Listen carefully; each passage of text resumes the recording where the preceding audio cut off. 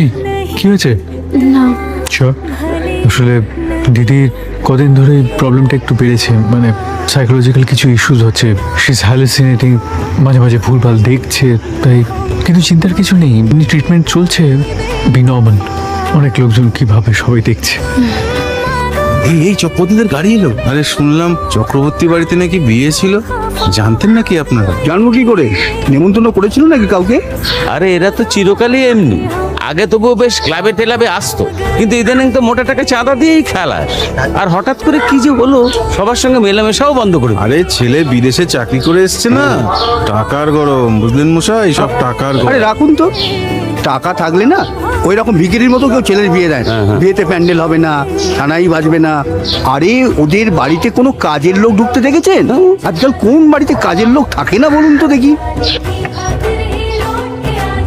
ভিতরে এসো মা।